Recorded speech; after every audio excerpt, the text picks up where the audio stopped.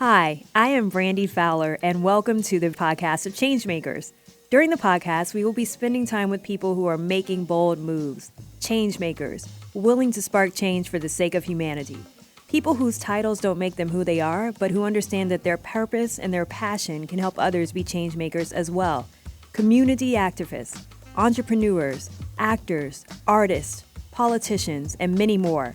Oh, and they just also happen to be millennials. Some you may recognize, some you may not know their name, but you will after this podcast series. Changemakers, who are literally reshaping our society and giving a new perspective on what it takes to change local communities, the nation, and the world. Today's changemaker is MARTI HINES. She's an event producer, film producer and director, and entrepreneur. She's the co-founder of Wanderlux, which launched in November 2016. It's a membership-based luxury experience brand that curates a full-service experience for its members. So they take care of everything, from VIP accommodations to access to exclusive events. MARTI is a powerhouse with a lot on her plate. And on top of all of that, she was recently diagnosed with MS. But even with that, she has taken the charge to race to erase MS, literally. She challenges herself to stay in the best shape possible and tries to be an example of how all goals can be achieved, even with life's obstacles. We joined MARTI in her LA home, where she had a plate of cookies and bagels waiting for us. So we're in MARTI's home. We have taken Changemakers on the road in Los Angeles. So I first met MARTI at the Sundance Film Festival in 2018. I can't believe it. Yeah, at Wanderlux house. And it was this beautiful, massive estate sitting on a snowy hilltop in Deer Valley. That house is gorgeous. It was. Panoramic views, star-studded events, day and night. Everybody wanted access to it. It was so lit. It was so It turned. was. When I met MARTI and her co-founder Lola Wood, Yes. I had to contain my excitement because there's not a lot of people of color at Sundance. There certainly are not. There is not. And I was like, wow, these two Black women are here taking it on by storm. So it was very inspiring. Thank you. And I'm just really, really excited to chat with you. I'm so excited. Yeah. I just love that we've already met. This is great. Me too. So what I would love to know is, when did you decide that you wanted to start Wanderlux? What was the first step you took once you made that decision? Sure. I had worked for the Sundance Institute along with some other festivals like Tribeca, Cannes, and I had noticed over my years working there that there was just like a void that I felt like I could fill. My first year at the Sundance Institute, I was the only person of color working in Utah at the festival office. And it was such a culture shock for me. I'm from Chicago. I went to Hampton University, which is a historically Black college. So I just really had never been in a space where there wasn't other people that looked like me. And so that was just really eye-opening. And I was like, how is this even possible? How does this happen? And so working through the festivals, getting to learn how everything worked, I saw that there's so many people that want access, want to be able to go and ski and rub shoulders and, just be able to enjoy all of this Hollywood lifestyle. And that's when I was talking to my good friend Lola when we were in Cannes, saying like, I think we could try to maybe offer something and, see if we talk to maybe our community, see if we can, Black people ski too. Right. And see if they want to kind of come out. And so that's really where the idea kind of came from. And I think that's interesting because we can find our passion or our purpose in different ways just by seeing where is that void and how we can fill it. Exactly. Do you feel like that's your purpose now, Wanderlux, or is it something bigger? I definitely think Wanderlux, I'm so grateful for it because it's opened so many doors. It opened the door to where I was able to meet so many people in this industry that could help other dreams that I have, whether it was in filmmaking or if it's with, just giving filmmakers of color, a voice and a platform where they can be seen. But I think it's just so much more that can be done that's still just so open-ended. So Wanderlux opened all of those doors for me, but I definitely feel like it can only get bigger. Yeah. Yeah. Well, what is your purpose? Sure. I mean, it's something that I thought I really knew where, I was headed. I think that a lot of my peers, people my age, you kind of have this idea about what your life is supposed to be like when you reach, whatever age. And that's just the track you're on. And like, that's what, it should be. And last August, when I got diagnosed with multiple sclerosis, it really just turned everything upside down. And it was things that I thought I wanted, things I didn't know that I wanted, when I realized that maybe they were going to be taken away from me, became more important. And it really was just kind of like a shift. And through that, I really want to just be that change maker and let people know that it's okay for your purpose to shift. It's okay to make yourself uncomfortable and, really dig down and figure out what it is that you're passionate about. Yeah. And it's okay. Like, things change, and just have faith, trust God, and, just making that the statement that more people are hearing and are more comfortable with. Yeah, definitely. And I think too, as you're finding your purpose, it's okay to fail. Okay. It's okay to struggle. Yes. You probably will. Yes, definitely will. So I want to know, what was your biggest hurdle with Wanderlux? Our biggest hurdle. Yeah. So when we first started our first Sundance, which was January of 2017, we're just like the new kids, on the block trying to, figure things out. And we got contacted by Common. He was executive producing a film that was not getting a lot of support. Okay. It just wasn't really getting a lot of press. The screening times, he wasn't really happy with. And he just really believed in this project and wanted to make a splash. So we get a phone call, and he's like, I want to do something. I'll perform, that'll get people to come out. Yeah. If I do a performance, like, is there a venue that we can use? And I said to Lola, I was like, well, why don't we have it in the house? Like, let's have a house party. Yeah. Within 2 days, pulled together this house party concert. Wow. At Sundance. And it now has become a tradition. I mean, Yeah. you were there, and it grew to John Legend, Idris Elba DJing. Chrissy Teigen was like taking a nap in my bed. It was just like, it's just completely evolved. But I think that the challenge with that was we were just so new, and that kind of like looking for that validation, for people to actually believe that you could do it. We got a lot of pushback from the other producers on that project that didn't want to give us that chance. Wow. When we were like, we can do it here at this house. We'll do everything. We'll event produce. We'll cater it all. Like, the door will be fine. Everything will work out. And we kept getting so much pushback from the studio to be like, well, no, that we should be at this venue. Yeah. These people know who are these girls? Yeah. How old are they? Like all of it. And that was I think that's been a hurdle that we've had to continue to face as we've tried to grow this company, is to just be taken seriously and, getting that credibility. It's definitely, I've seen the change. I certainly see that, more people know our name or, there's a little bit more of that like stamp. I would say that's definitely been our biggest challenge with the company. And so now, is it pretty much just like, not to be, well, this is very cliche, but like the proof is in the pudding. Like, you've shown that you can deliver. We've shown, yeah, definitely. So it's really exciting now because we can kind of just play a little bit more, now that people know we're coming, that's the expectation.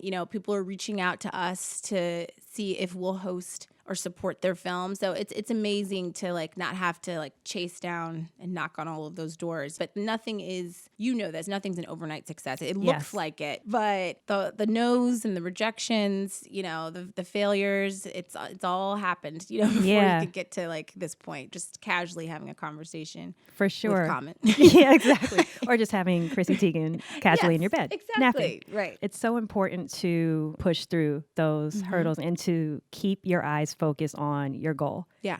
Exactly. Because it's hard. It's so hard. Yeah. That there needs to be another word. Yes.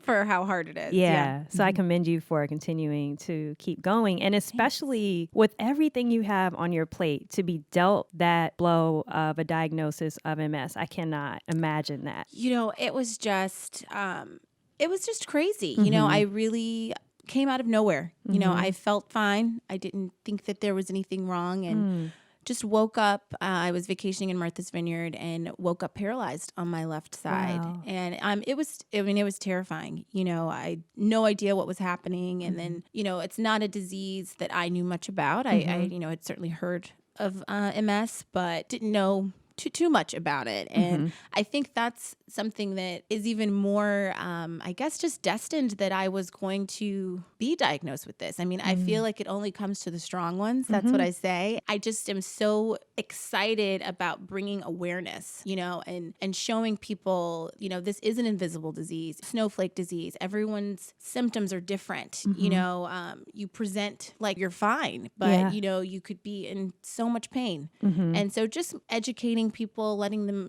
understand. I know that I wasn't as, I think, thoughtful when it came to persons with disabilities, of just kind of not really thinking about like, how does this system work for them? So, I'm just so much more aware, of like this setup actually doesn't work for everybody, the way that we have this entry point or, just going, through the airport, and you're just so much more aware. And it's just kind of finding ways to like spread that and make others kind of like pay attention. How does it affect you daily? Because right now, looking at you, like you were saying, I would not be able to tell that unless you told me. Right. Yeah. It's every day is a struggle. I think that there's so many funny memes and things that people kind of post with MS that I follow, but it's true. It's like, I think most of us would just rather be in bed. Do you know that that would be the best place to be? So every time I'm getting up, for me, it's a choice, and it's not letting yourself, and it goes for anything, just life. You have to get up, and whatever you can do that day is enough. Some days I feel really strong. Other days I need a walker. It just kind of depends on whatever that day is, whatever I'm bringing to that day, it's okay. And not beating myself up too much for it and not apologizing either.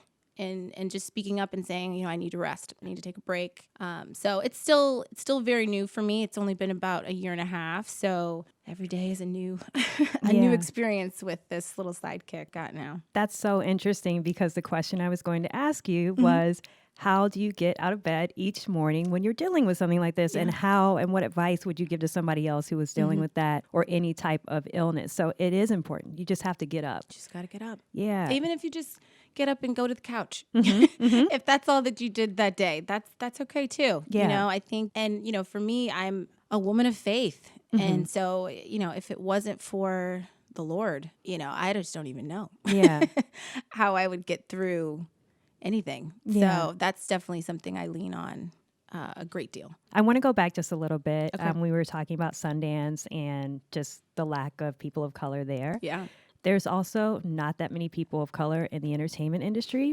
Anytime I go to an event, usually I'm the only Black girl in the room, or it's maybe there's a handful of us max. Right.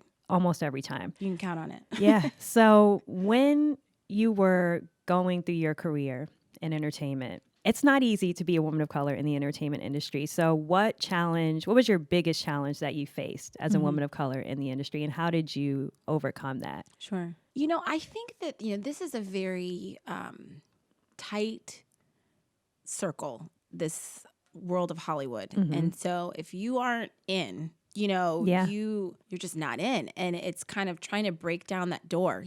Everyone is hiring or speaking to someone that they know, someone's friend of a friend, someone, and they're all white, someone that they grew up with, someone that they were in a sorority with or boarding school with. And so, trying to make your way in, I think was just like the hardest part. I remember when I moved out here, it took almost a year for Sundance to call me in for an interview. And I had my resume was just amazing, coming from DC, doing international events during the Obama administration, it was like, there's no way that I can't get a job out here. And it took almost a year. I was living in a 1-bedroom apartment with 2 other girls.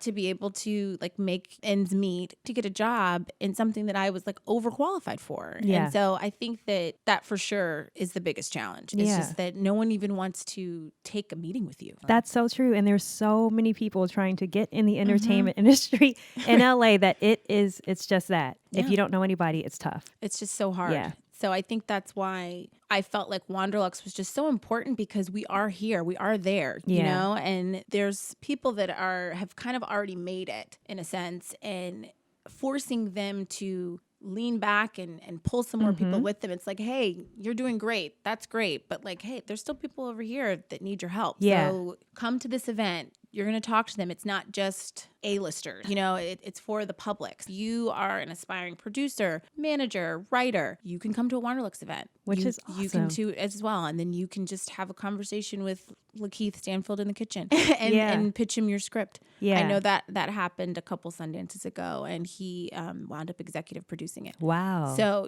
That's it's something incredible. that just providing that door. Yeah. What is a piece of advice you would give to someone who wants to break into this industry? I'm always, especially when it comes to, the film world, I'm always asked, how do you get financing, or how do you get talent?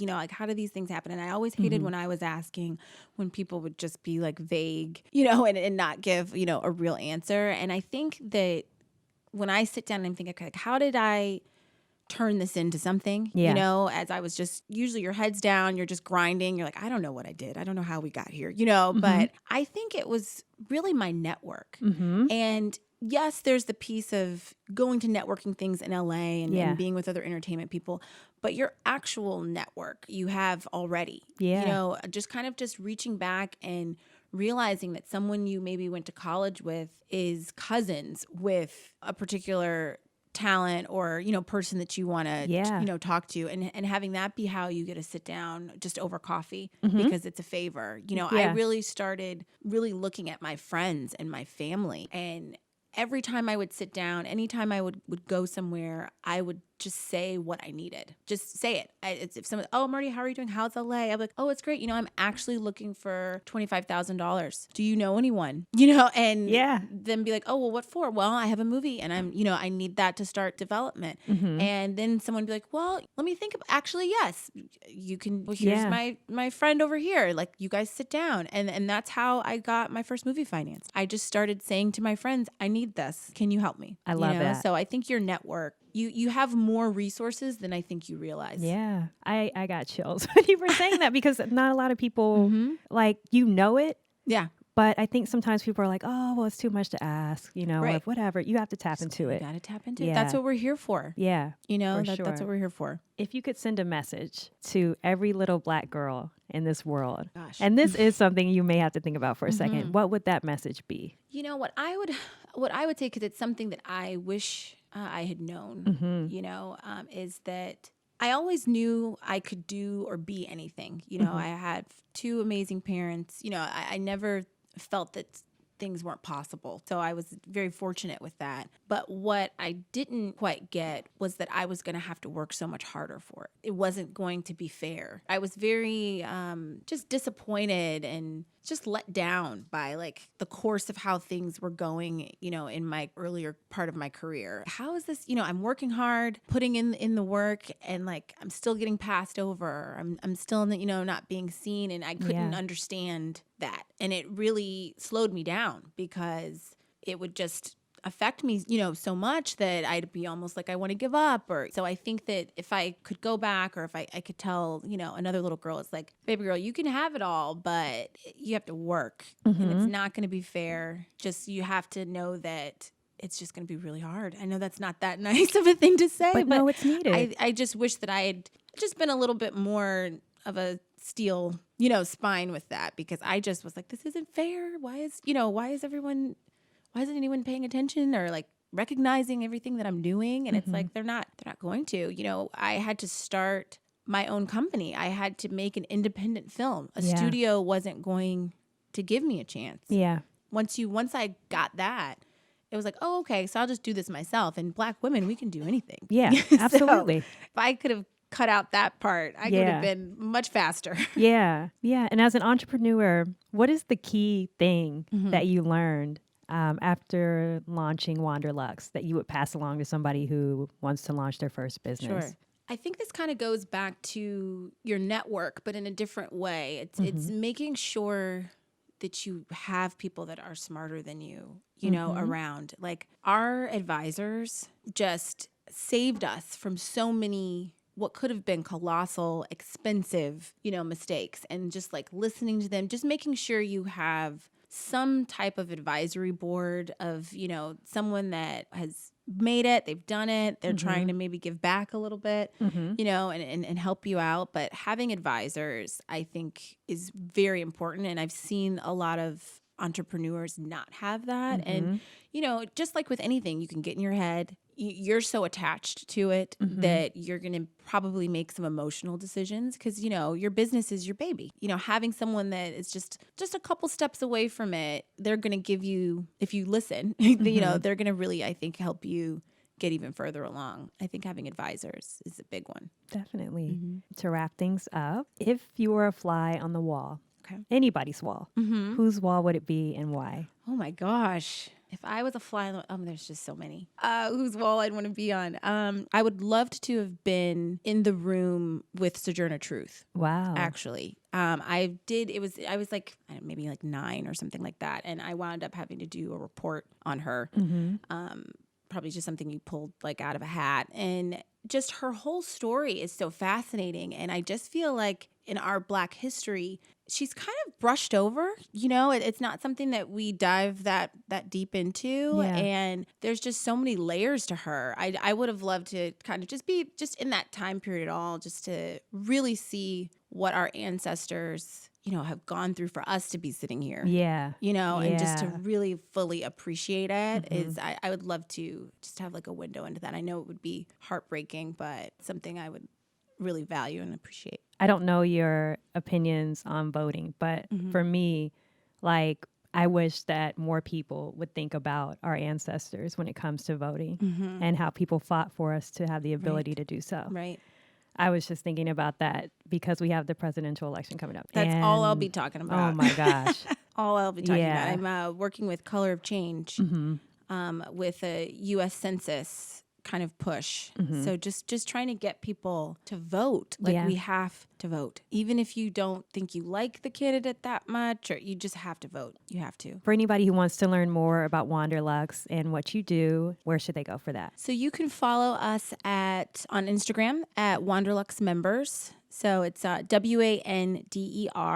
LUXXE members. And then my Instagram is at MARTI HINES 83. Nice. So follow me. Thank you very much. Thank you. This has been Changemakers. Follow us on social media at Hot91 Online. And remember, every episode of Changemakers is archived at WNSBonline.org. I'm your host, Brandy Fowler. Thank you for listening. The Changemakers podcast is funded in part by the Corporation for Public Broadcasting. Changemakers is a presentation of WNSB Blazin' Hot 91, a broadcast service of Norfolk State University.